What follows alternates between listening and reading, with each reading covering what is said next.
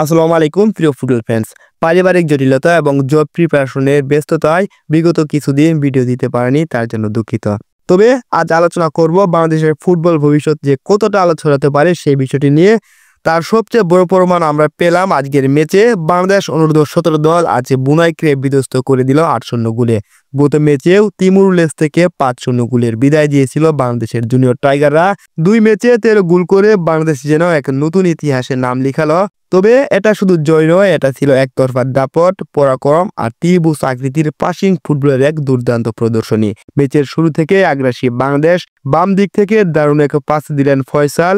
বলটা ঠিকঠাক নিজের নিয়ন্ত্রণে নিয়ে তপু দুর্দান্ত এক শটে বল পাঠিয়ে দিলেন জালে। বাংলাদেশ পেল প্রথম গোলের লিড।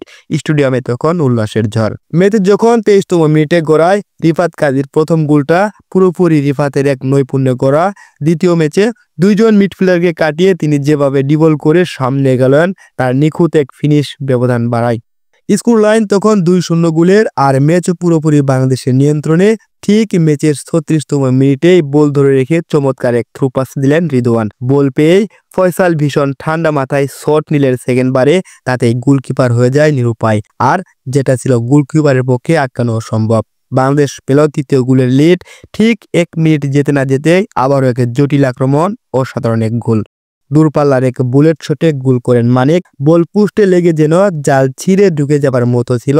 বাংলাদেশ তখন 4-0 গোলে এগিয়ে, প্রতিপক্ষ পুরো হতবাক। বাংলাদেশ প্রেসিং, ফিনিশিং সবই ছিল নিখুঁত। ব্রুনাই যেন ম্যাচেই ছিল না। তবে ম্যাচের বাকি সময় প্রতিপক্ষকে ক্রমাগত অ্যাটাক করলো, প্রেস করলো, বারবার অ্যাটাকে গেলেও গোল করতে পারেনি গোলাম রব্বানী ছোটনের দল। প্রথমার্ধে 4-0 গোলের লিড নিয়ে মাঠ ছাড়ে বাংলাদেশের জুনিয়র টাইগাররা। তৃতীয়ার্ধে বাংলাদেশ আরো ভয়ঙ্কর রূপে মাঠে নামে। 50তম মিনিটে তপু রহমান তার দ্বিতীয় গোল করেন এবং নাম লেখান স্কোরবোর্ডে। ব্যবধান তখন 5-0 গোলের। 74তম মিনিটে মোহাম্মদ রিফাত কাজী দ্বিতীয়বারের মতো স্কোর লাইনে তার নাম তুলেন আবারও। রিফাত কাজী 74তম মিনিটে আরেকটি গোল করেন এবং গোল ব্যবধান বাড়ান 6-0-তে। এবং 76তম মিনিটে ঠিক তার 2 মিনিট পরে মোহাম্মদ আরিফ তুলে দেন 7ম গোলের উপহার। এবং 79তম মিনিটে বাজিদ বুস্তামি ম্যাচের শেষ ব্রেকটি মারেন। বাংলাদেশ তখন 8-0 গোলে এগিয়ে। এই ম্যাচে গোলযোগ্য ছিল আধিপত্য, ছিল তরুণদের চোখ ধাঁধানো পারফরমেন্স। এই ম্যাচটা যারা উপভোগ করেছেন স্টেডিয়ামে কিংবা বিভিন্ন মিডিয়ায়, আপনারা অবশ্যই বলতে হবে এখানে ট্যালেন্ট রয়েছে। এই প্লেয়ারদের মধ্যে আগামী দিনের স্বপ্ন রয়েছে। বাংলাদেশের 6-7 জন ভিন্ন ভিন্ন খেলোয়াড় গোলে অবদান রেখেছেন, তারা গোল করেছেন। এটাই বলে দেয় দলটা কতটা ব্যালেন্স সম্পূর্ণ।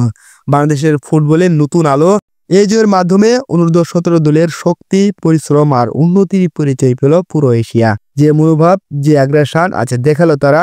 এরা যদি এভাবে এগায়, তাদের পারফরমেন্স যদি ধরে রাখতে পারে, ভবিষ্যতে জাতীয় দলের জার্সিতে তারা হবে বেটার অপশন।